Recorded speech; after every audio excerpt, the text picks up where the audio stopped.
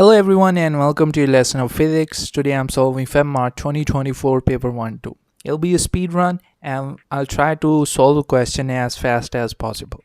So let us start off with the first one. So here we have the first one. So in this one we have to, on the left column we must be having a quantity and on the right side we should be having a unit. So current, which is measured in amperes. So A is the right answer for the first one. Question number 2, we have to find the magnitude of acceleration, and if I quickly write down the formula of acceleration, it is A equals to F resultant divided by mass, because F resultant equals to ma. Now what's the resultant force? 1600 minus 1200. In the options they are just asking for the magnitude, so the negative sign would not be important here. Divided by the mass is 850. You hit it on the calculator and you'll be getting A as the right answer. Which equation for T is homogeneous with respect to the base unit? So it means the units on the left side should equal the units on the right side. So it should be done by elimination method. You can try with the first one, and if the units are same on either side, then A would be the right answer. But since I know this one already because we teach this formula in A2 as it is, so if I show you the units for the last one, T would be measured in seconds equals to 2 pi. 2 pi won't be having any units. It is just a constant. Mass would be in kilograms divided by K. K is a spring constant. Spring constant is force per unit extension. Force is kg ms minus 2 divided by extension would be in this one. So kg s minus 2, because m and m would be cancelled out. Then this thing cancelled out. Then you have a whole square root as well. So s equals to, if I shift minus s minus 2 upstairs, it would be s2 second squared, and then you can cancel out this thing. So yes, for the option D, we do have the units, same units on either side. So D is the right answer for this one. Number 4. Which statement describes the resultant force acting on an object when it is moving? So we know resultant force is proportional to acceleration. So it is constant but not zero. How do we know? Because the object moves with a uniform acceleration. It's written over here, uniform acceleration. So if the acceleration is uniform, the force is uniform. If the acceleration is zero, the force would be zero. Alright, then we have number 5. What is a vertical component? It is a very repeated question. They ask you for the other component of velocity and they provide you with horizontal, and they can ask you for vertical. They can provide you with the vertical and they can ask you for the horizontal. So if I'm provided with one of the component of velocity, I can find the actual velocity. So horizontal velocity equals to v cos theta. From here I can find the actual velocity. So that would be Vx divided by cos theta, and V horizontal component is 13 divided by cos 25. So the actual velocity is 14.34, something like this. Now I need to find the vertical component. So vertical component, let's call it Vy, equals to V sine theta. What was V? We just found out the answer for V, 14.34 times sine 25, and for this one you'll be getting B as the right answer. Number 6, we need to find the total displacement. Alright, very easy one. So you can find the area of this thing and you can find the area of this thing. So the area of the velocity time graph gives you the displacement. So 1/2 base into height, because it is a triangle. the base is 1.0, height is 10. For the second one, 1 by 2, base is from here to here, the base is 0.5. You have to take the difference of the 2 points, and the height is 5. So what do we get?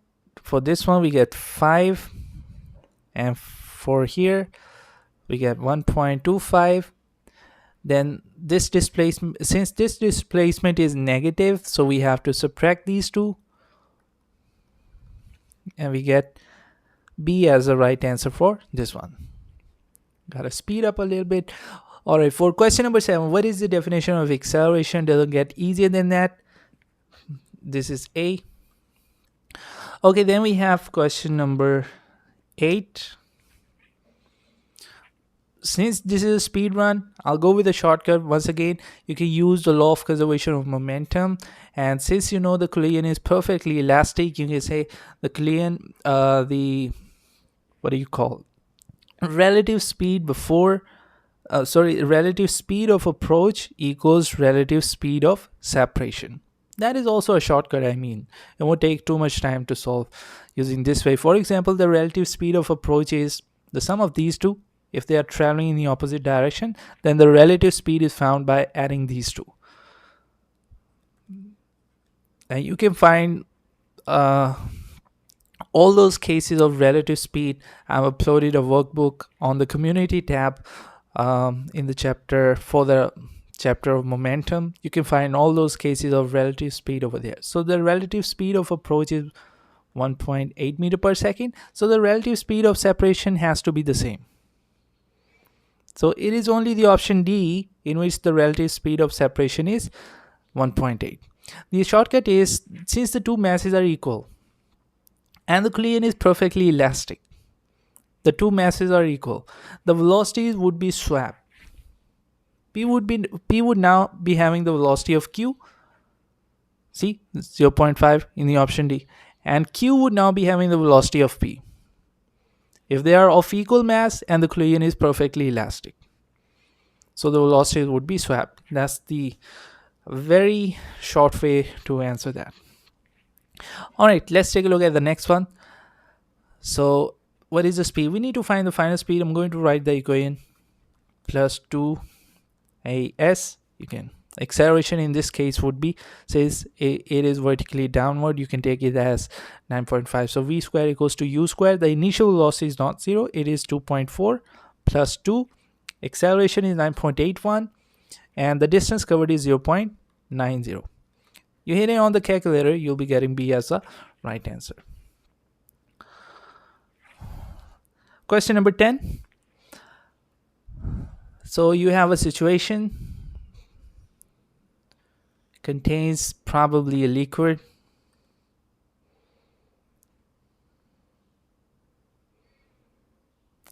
and they say which statement is correct. So probably you have a liquid over here, something like this, and an object goes downward. The weight would be downward, weight would always be downward, upthrust would always be upward, and if the object is going downward, the drag force would be upward. Which statement is correct?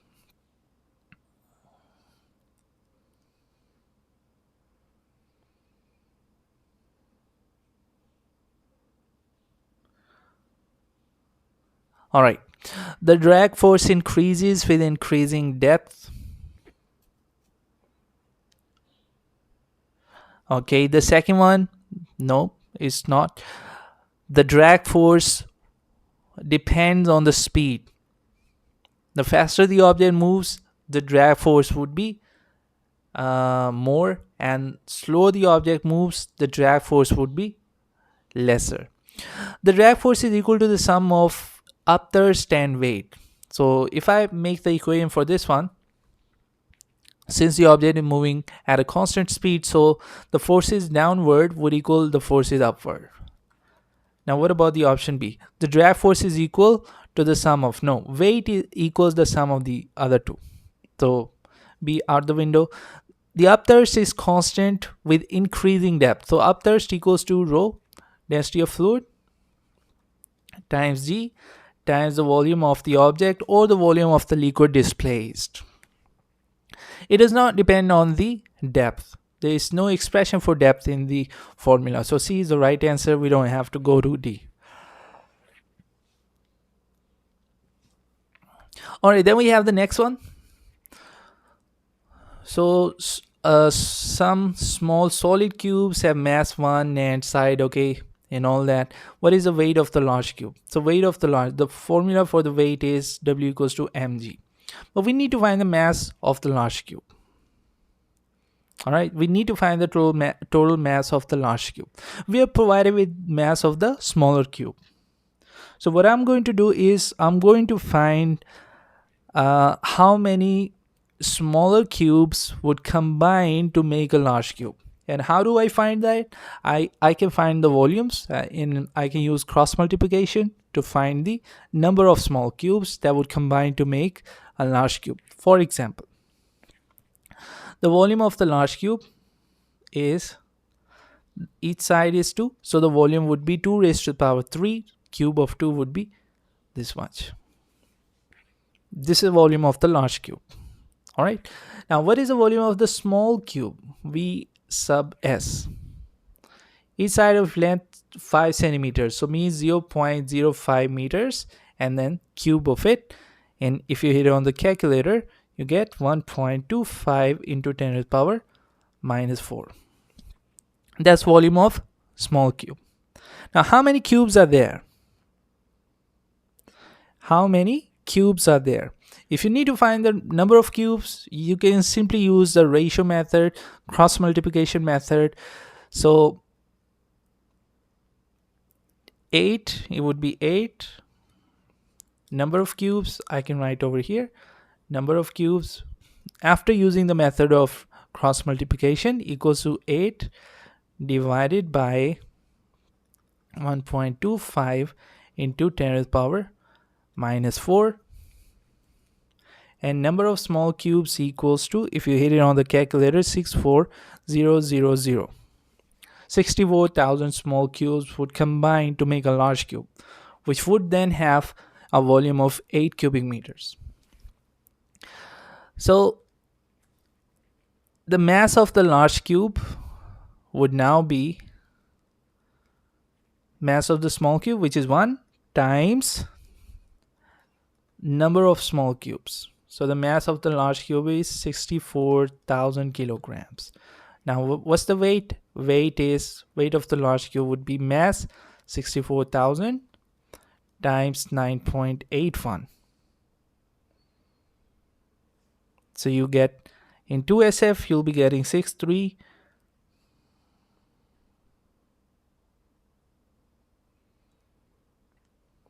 0 0 0 0 tetra 0. And for the options, we have this one, because this thing can be written as 0.63 into 10 to the power 6, and 10 to the power 6 would correspond to mega.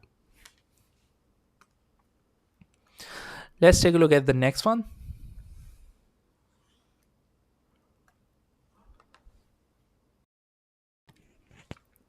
Alright, so let's move on to the next one.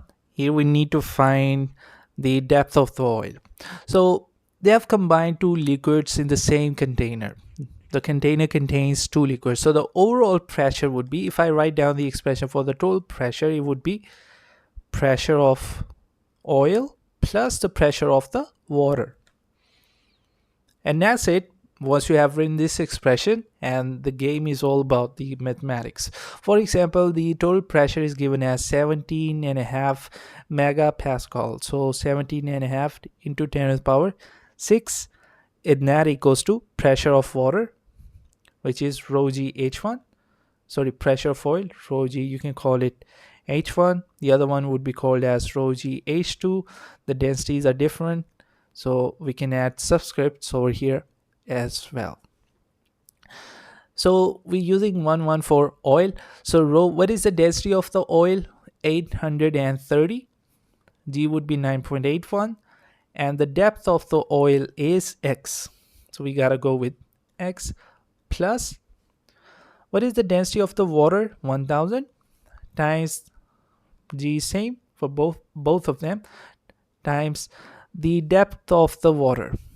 So the total length or the total depth is 2000 and the upper portion is x. So the lower one would be 2000 minus x.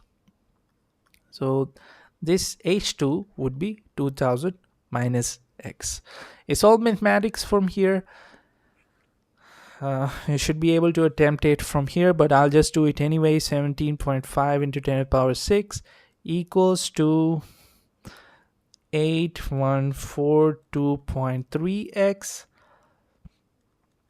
plus 1962 tetra 0 minus 9810x. Okay, this thing multiplied by this one, and then this whole thing multiplied by the x as well. Now I shift this. What do I do is I can shift this thing on the left side, and I'll be left with minus 2.12 into 10 to the power 6. And I shift, if I combine these two, I'll be left with minus 1667.7x. Negative sign cancelled out, so this would be 1271.21, something like that. So in 3SF, D is the right answer.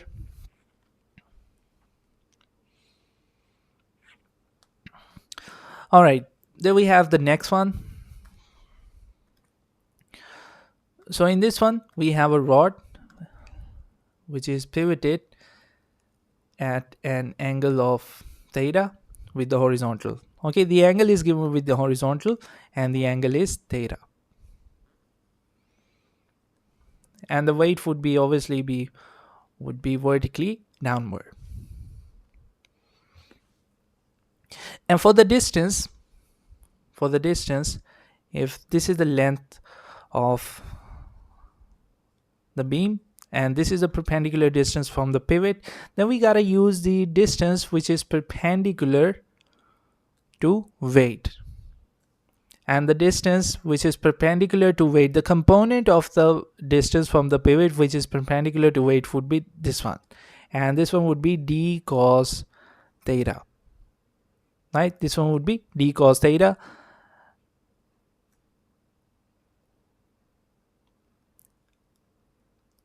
And the other component perpendicular to this one would be d sine theta, but we need d cos theta over here. And the other option is you can also resolve weight into components, but generally we like to resolve the vector which is kind of tilted. Apparently it looks tilted, so it would be easier for you to resolve that vector into components. Now what is moment? The formula for moment is force into perpendicular distance from pivot, which is d cos theta.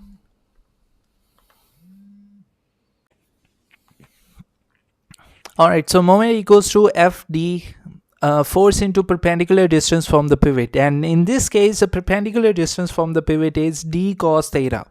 Okay, so you see here d cos theta is the one that is perpendicular to the force. Force in this case is weight.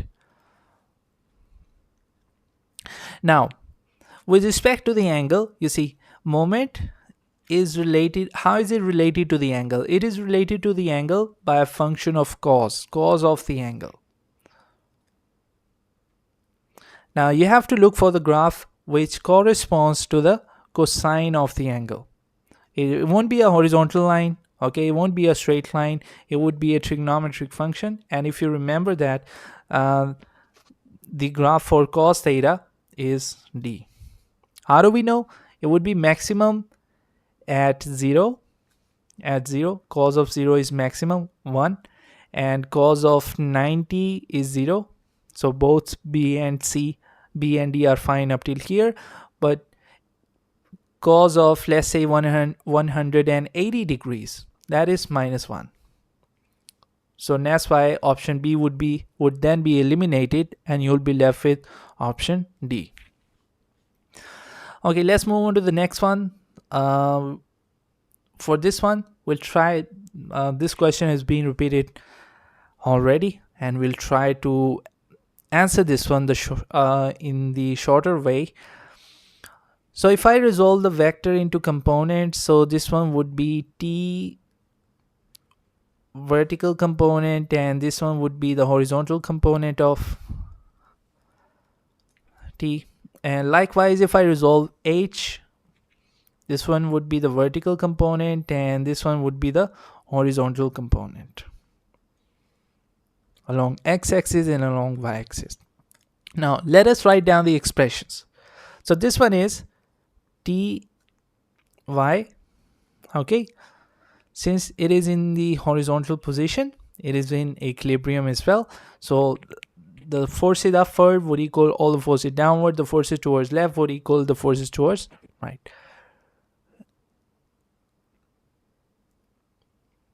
So ty equals w plus hy. Okay, this is the shortest way you can answer this question. Otherwise, you'll have to use the principle of moment as well in order to figure out which one is greater between t and w. But you see here, tension has to be the greatest. Tension has to be the greatest. Why? Because a single component of tension, which is ty, equals to the sum of w and the vertical component of h.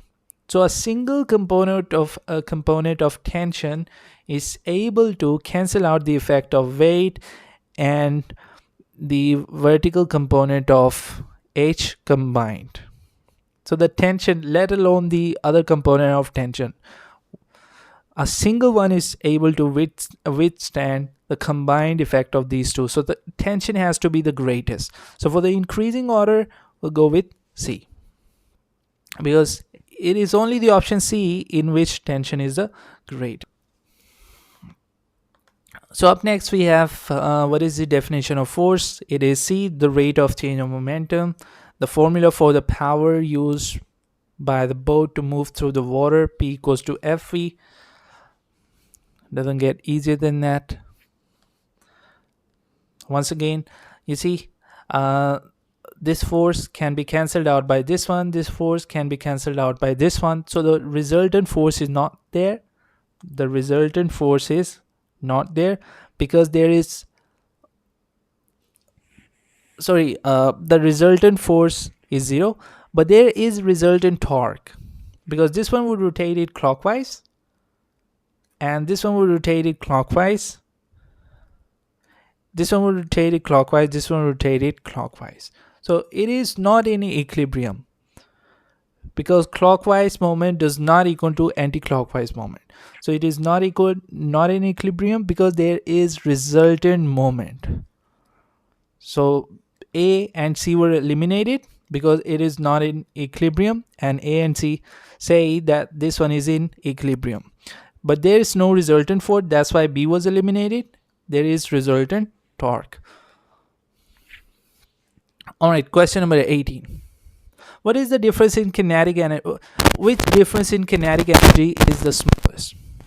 So you see, the difference in kinetic energies would correspond to the difference in gravitational potential energy, because air resistance is negligible, no work done against friction whatsoever. So we have to look for the paths in which, look for the points in which the difference in kinetic energies is minimum.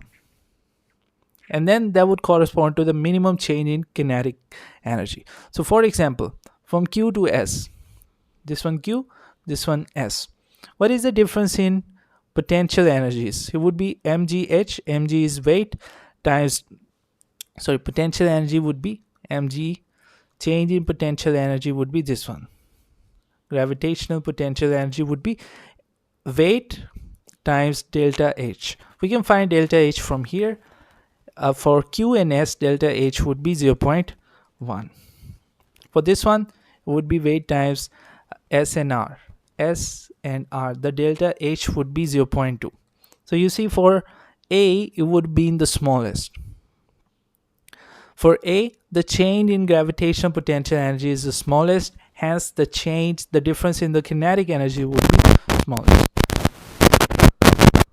Alright, number 19, find the total power energy equals to, so we need to find the total energy. 10 into time, which should be in seconds, 2 into 3600, and we get 72,000 joules. This is the energy that is provided by the power supply or whatever the source is, but the one that is stored in the battery is only 80% of this energy, because the process is only 80% efficient. So you find 80% of it, which is 72,000 times 0.8, or times 80 divided by 100, and you'll be getting C as the answer. Okay, question number 20, which is kind of a lengthy one. This one, question number 20. So initially stationary firework explodes and splits into two fragments that move horizontally in opposite direction. The total kinetic energy transferred to the segment. Okay, mass of one of the segment is m and the other one is 2m.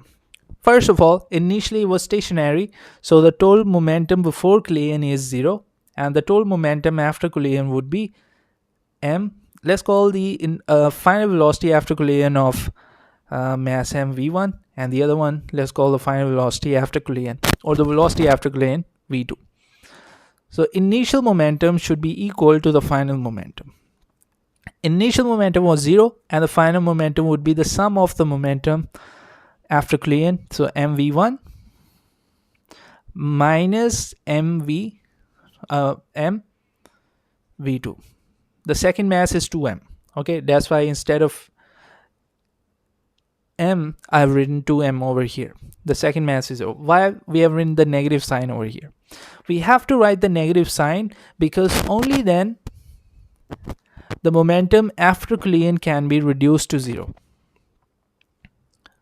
And it has to be 0, otherwise the law of conservation of momentum would be violated. So if we write positive sign here, then how do we combine these two terms in such a way that the answer should be 0? And that's why we know one of them has to be with the negative sign. Okay, what do we do afterwards is we can find v1 in terms of v2 or v2 in terms of v1. So this one reads 2mv2 equals to mv1. If I rearrange this thing, and then I can say mass cancelled out on both sides, so v2 equals to v1 divided by 2. Why I have made an equation in terms of v1? Because I need to have the expression for speed of the mass m. Okay, we need to find the expression for speed of the mass. So what do we do now? Now what we can do is we can apply the kinetic energy principle, and we can say that the total kinetic energy transferred to the fragments by the collision is E. Total energy transferred to the segment, the total energy is E, and this energy would equal to the energy of the first one and the energy of the second one. So the total energy after collision is E. Where does that energy come from? Probably the chemical energy of the segments and all that. But after collision, the energy is E. The total energy is E. And that should be the sum of the kinetic energy of the first mass and the kinetic energy of the second mass. Now, what is the kinetic energy of the first mass? Well, it is 1 over 2 m v1 square. Because for the velocity of the first one, we have assumed it to be v1. Now, what is the kinetic energy of the second mass? It would be 1 over 2 m2. m2 in this case is 2m, right? The second mass is 2m into v2 square. And then v2, if I want to rewrite v2 in terms of v1, I can write it as v1 over 2 whole square, so that I can limit the number of variables in the expression. So what do we do afterwards? E equals to 1 over 2 mv square as it is. So mv1 square divided by 2, this one as it is. But for the second one, you can cancel out this 2 with this one, and you'll be left with mv1 square divided by 4. You have to take square of 2 as well. What do we do afterwards? We can take the LCM and we can solve the expression.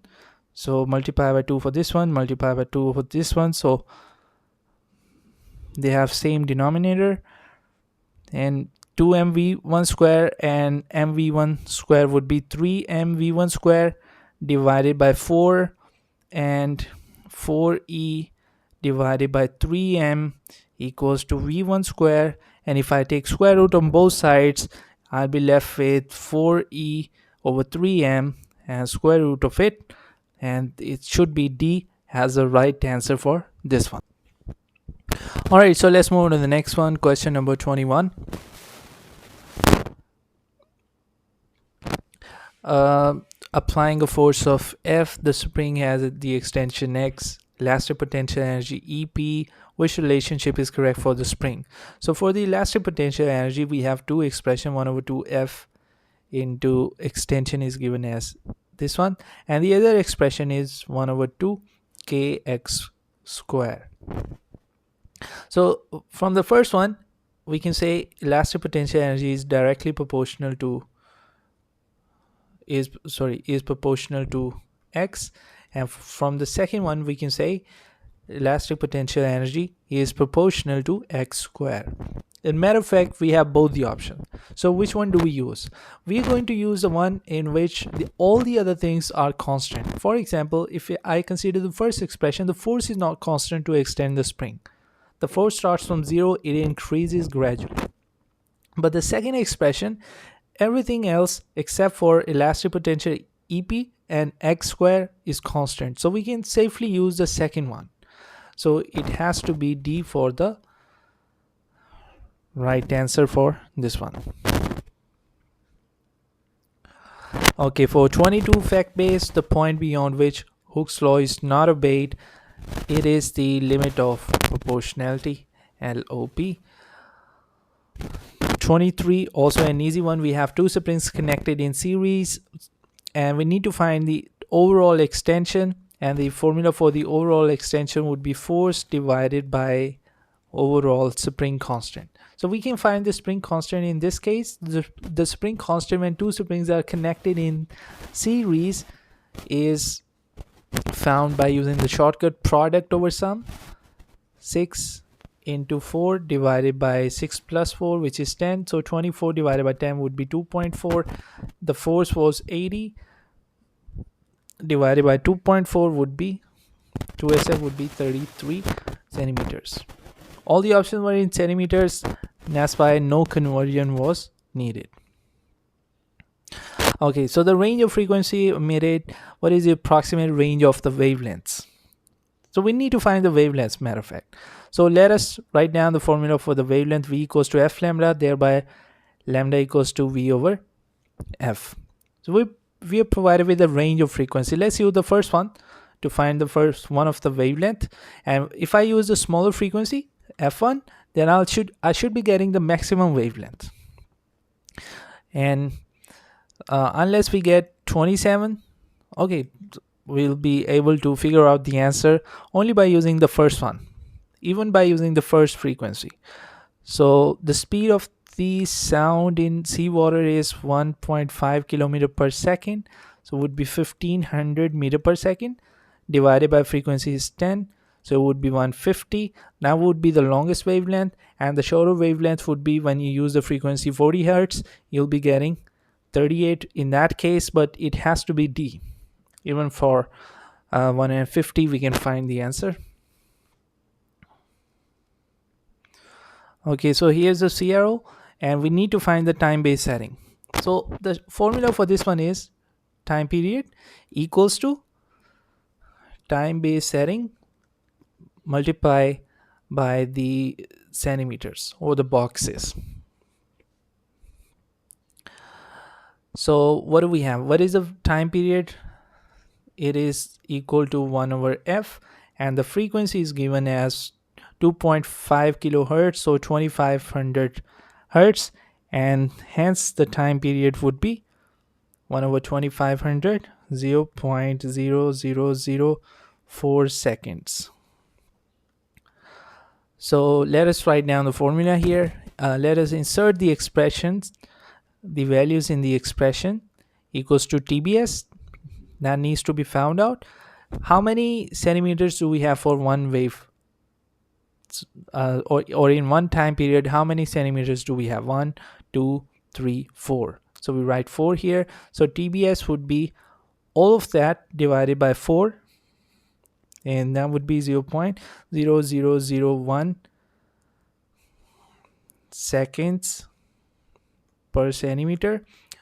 And if I multiply by 1000, I can get in milliseconds, because TBS is usually given in millisecond. So if I multiply by 1000, I'll be getting 0.1, and the answer would now be in millisecond.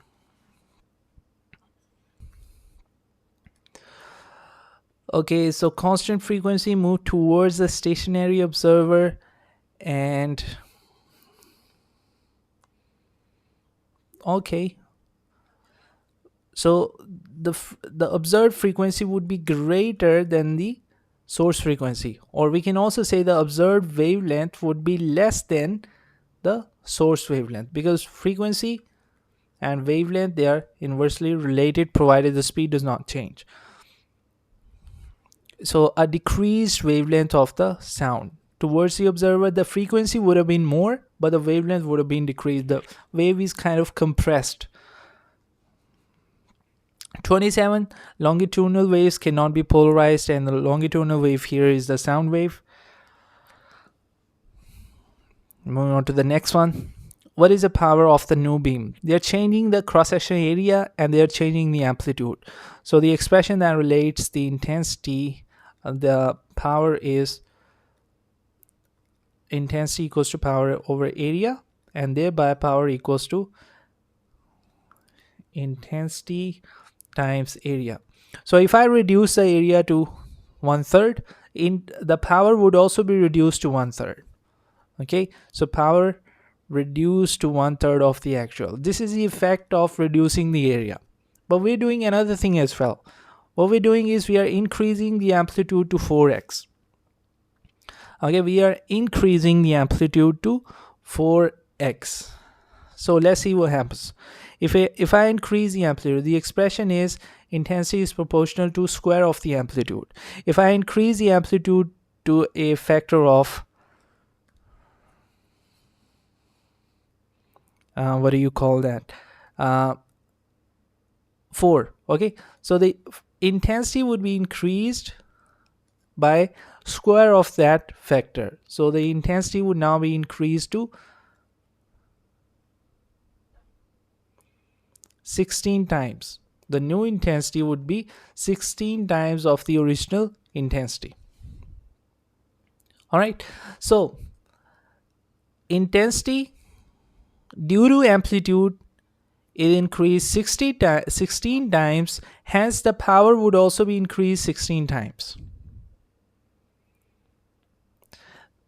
Due to the cross-sectional area, the power would be reduced to 3 times because we're reducing the area. So there would be an increase of 16, and there would be a decrease in the power by a factor of 3 because the area is reduced to 1/3. Now what is the overall effect? You can increase, multiply by 16 first and then divide it by 3. So the actual power, the new power would be 5.3. Now the second thing is, if in the same question they increase the amplitude to 4x and they increase the cross-section area to 3a, then the overall answer would have been 48d for 3a and the amplitude 4x. 1, 2, 3, 4, 5.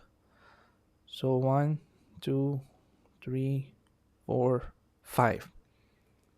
So we have here 5 antinodes. Okay, A1, A2. It's not symmetrical. Should be symmetrical, but it's not. Paper 2 anyway. A5. These are 5 antinodes.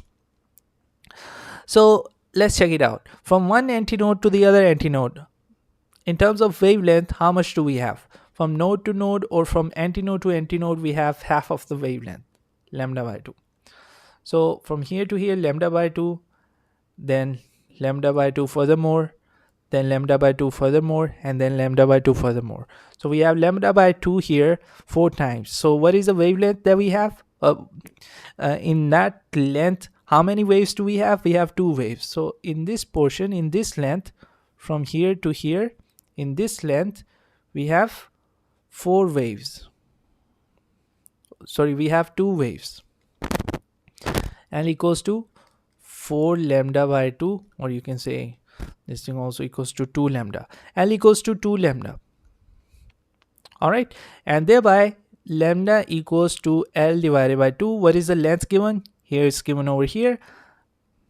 2 divided by 2, which is 1. So see, very easy question. 30 is C. They must be having a constant phase difference. That's the definition of coherent phase.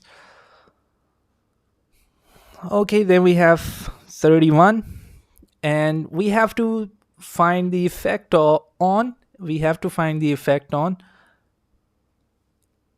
have to increase the separation of the fringes, which is represented by X. So the formula that we have is X equals to lambda D over A. So if I increase the wavelength, the separation would be increased. Do I have the option to increase the wavelength? No, I must be decreasing something.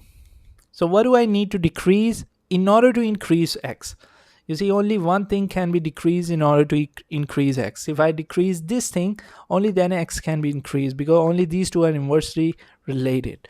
So it has to be decrease the separation of the slits. A represents the separation of the slits, but here they are represented by R. So should be the same thing. Another one, very easy. Mathematically, potential difference and EMF have the same formula, they have the same unit, they have the same expression. What is a combined resistance? In order to find the combined resistance, we need to sort out these two first.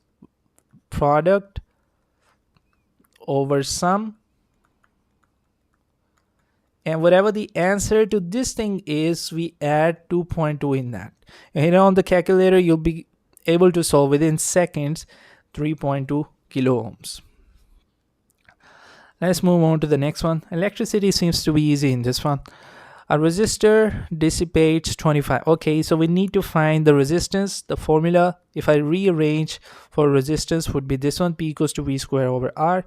It would be 16 divided by square of 4 would be 16 divided by 25, and it would be 0.64. Let's move on to the next one. So what happens to the potential difference? The resistance of you decrease the resistance of it. Decrease the resistance of this one, then the current passing through that resistor would increase. The voltage across this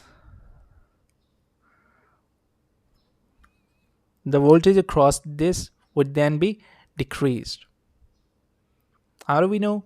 You see, V equals to E minus IR. If the current has been increased, then the terminal voltage decreases, because there is now more drop in the internal resistance of the resistor. So voltage would decrease and the current would increase. 36, very easy one. We need to find the number of alpha particles. So I equals to Q over T, and we can also say I equals to Q equals to NE divided by T. It's not the charge, is not the electron, it is, let's say, whatever the charge is. You can write number of charges times the charge of each charge. So I is given as, current is given as, how much is that? 1.5 into 10 power minus 9 equals to number of the particles that needs to be found out. Okay, and matter of fact, let me rearrange it first to make it easy for you. N equals to I times T divided by Q. Okay, let's make it easy for you. So N equals to I times T, current is 3.0 divided by Q. Now Q, what is Q? Q is the charge of the alpha particle. Alpha particle contains 2 protons. They are helium nuclei, they contain 2 protons. The charge of one proton is 1.60 into 10 power minus 19 given on the data sheet. If you hit it on the calculator, you get C as a right answer. Then we have for the 37, the charge of the electron is constant, 1.6 into 10 raised power minus 19. It does not depend on the potential difference of the wire. It is a constant number. Then we have 38, which is once again fact, top, charm, and up. All of them have the charge 2 over 3e. The good ones, top, up, and charm. So strange and bottom and down, they have charge minus 1 over 3e. So A is the right answer for this one. 39. What is the minimum possible number of these particles? An unstable nuclei is able to, let's say this is the unstable nuclei, is able to emit alpha particle and beta particle. So let's say it emits some alpha particle plus some beta particles, minus 1, 0. And then it is converted into a nuclei Y. So the process continues until the isotope of the original element is produced. So what does that mean? It means the element Y, which is now formed, must be having the same charge. We should be having Z as the atomic number for element Y. It should be same as that of X. Only then we can call it the isotope. Forget about the atomic mass, but the atomic number has to be same. So let's start off with the first one. The first option is two possible particles. So let's say both particles that are emitted are alpha particles. So for X, which is ZA, after it emits 2 alpha particles, the atomic number would now be Z minus 4. If it emits 2 beta particles, then the atomic number for Y would be Z plus 2. If it emits 1 alpha, 1 beta, then the atomic number for Y would be Z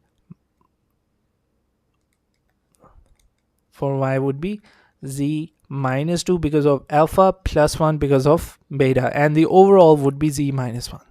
So it doesn't work with 2 particles. We can never get the isotope of X. So let's say there are 3 particles emitted and one of them is alpha and the other 2 are beta. So 1 alpha and 2 beta. So X, I'll go with an example now. Let's suppose here we have 10.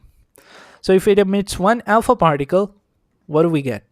We'll be left with 8 here. It emits 1 beta particle, we'll be left with 9 here. Okay, because minus of minus 1 would be plus 1. And then it emits another beta particle, we'll be left with this thing. So you see, in this case, we can have same number of protons. So the minimum possible number of these particles is 3. Okay, and then number 40, beta emission to form 5. So 1 proton is reduced. So 1 proton is being decreased and the number of neutrons have been increased. Number of neutrons here are 4, number of neutrons here are 5. So what happens is one of the proton must have been converted into a neutron. So proton to neutron, and when proton is converted into a neutron, then an up quark is changed into a down quark, because proton is up, up, down, and neutron is down, down, up. So B is the answer for this one. So that's it for this one. Make sure you have subscribed the channel and you can click on the bell icon as well. Thank you.